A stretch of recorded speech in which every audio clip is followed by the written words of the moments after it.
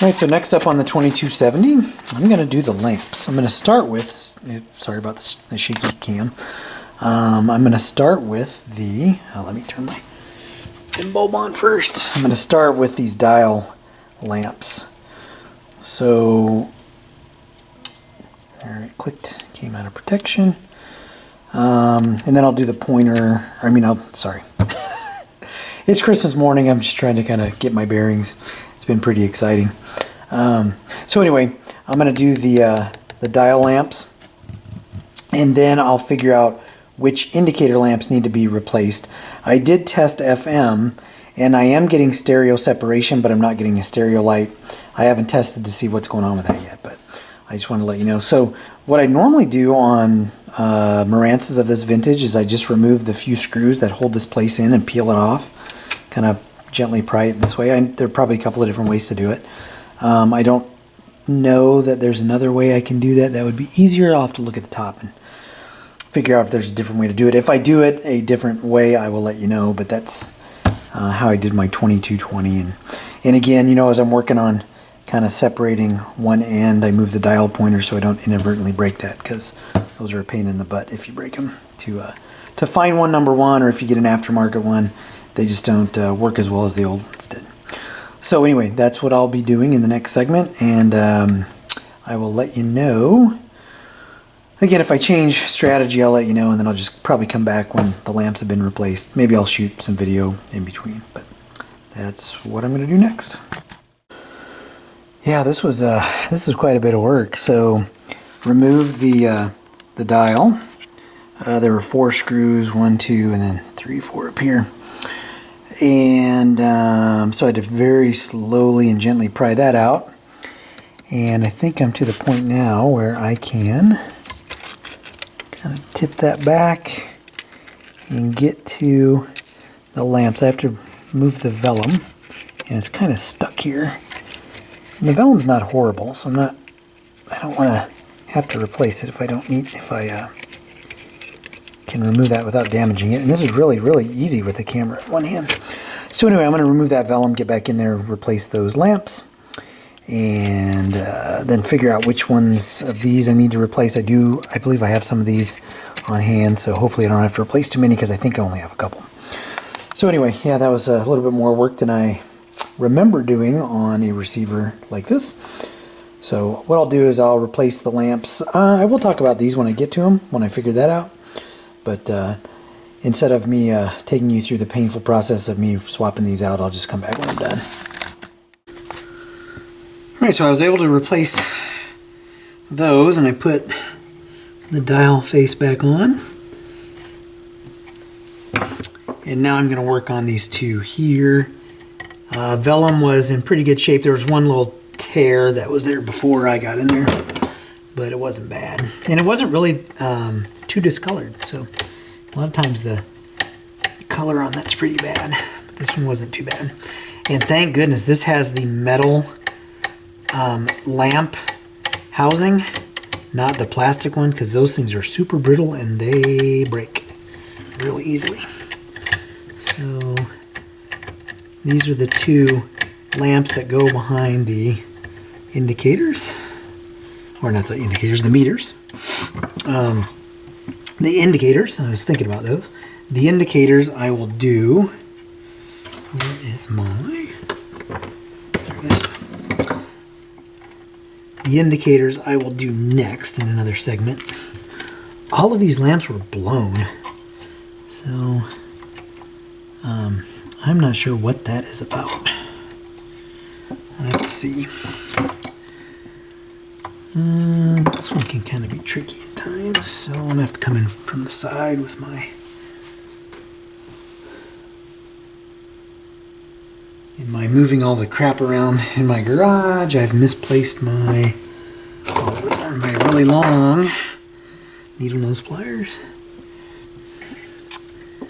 because I need to grab that lamp and not have it go into the opening behind the meters.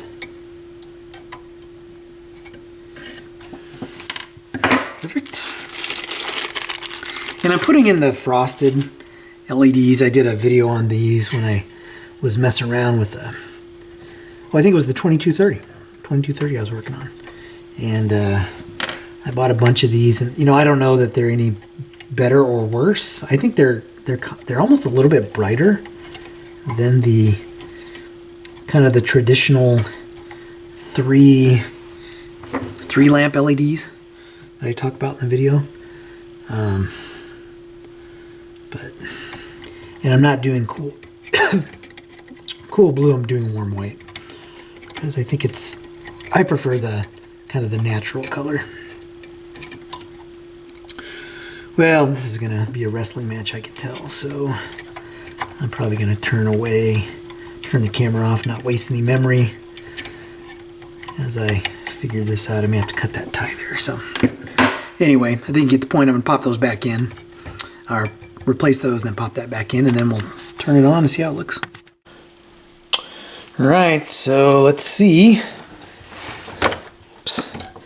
See how this goes, and then hopefully I can put the faceplate on it, clean the knobs up, clean that face off, and have it looking a little bit better. I still have to do the dial glass, but I at least want to get that faceplate on there to give this pointer a little bit more protection. So fingers crossed this doesn't do anything stupid. There we go, look at that. Nice, nice, nice. Nice, nice, nice.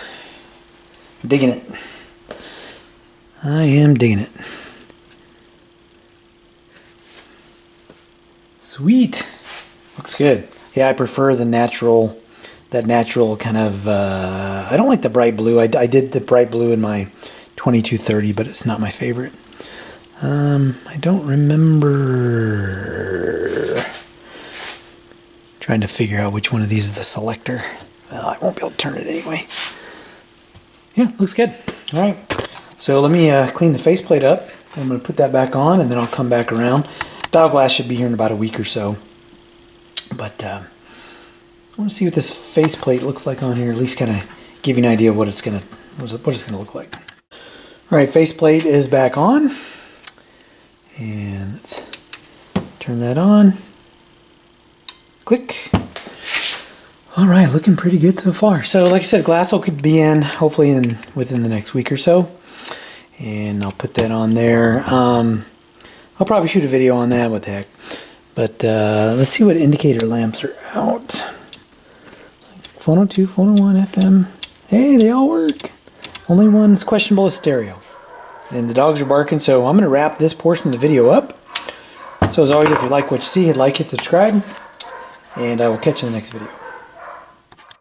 Alright, so I figured out the stereo lamp issue.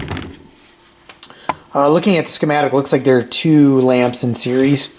So I have these alligator clipped, right? So we have on the back we've got a couple of gray wires, and then basically the two lamps are connected on the inside. I'll try to move this around in the back when I go to replace them, but basically the two lamps are right next to each other in series. So if one of them is out, the other one is out. So if I turn the stereo on and you see the lamps come on, I'm not sure if you can see those or not. This is going through my dim bulb, so you may not be able to see those light up, but that lamp is lit. Hopefully you can see that. This lamp is also lit. If I move off station, it goes away, and if I go to the other inputs, it comes on. So basically now it's just a matter of removing. In fact, let me move the camera real quick and show you what I'm talking about. All right, so this is the backside view. So you can see you see a gray post or a wire, a post with a gray wire, and then you have the two lamp posts right next to each other. You have two more lamp posts next to each other, and then another gray wire. So that's how they're connected in series. So one of these lamps is obviously out. So I'm going to have to go back and remove this plate so I can access that, and then it's just a simple matter of desoldering and then popping the new ones in, and then it should work. So I just wanted to kind of close the loop on the lamps. That's the last lamp that I have to replace. Everything else looks good. So I'm going to wrap it up for the lamp portion of the 2270 Resurrection. So if you like what you see, hit subscribe, and I'll catch you in the next video. So actually you don't have to take this top part off. There are 3 screws that hold this board into position. You may have to remove one or both of these little screws here. I had to remove one to get it out, but now I can slide this board back and I should be able to remove those lamps. It's going to be tight. I've got to make sure I don't screw up and burn through the dial cord, but I should be able to get it. So that's how I'm going to approach this. Hopefully, fingers crossed, it goes well. Assuming it does, I'll just swing around to the front and kind of show you that the stereo lamp is working. So waiting for my soldering iron to warm up. Once that's done, I'll get this repped up and show you the finished product. Alright, so lamps were replaced, and let's see, it's on tape right now. So see, the stereo lamp is illuminated. Go to FM, and I'm not on a station right now. I've got muting turned on.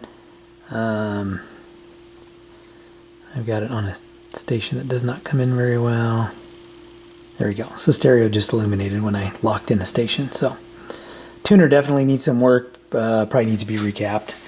I'm not real big on tuner alignments. I should say I don't like doing tuner alignments. So we'll just see when we get to that board. We'll recap it and see what happens. But all the lamps are working now, so everything is good on the 2270 in terms of the lamps. So I'm going to wrap this segment up. As always, if you like what you see, hit like, hit subscribe, and I will catch you in the next video.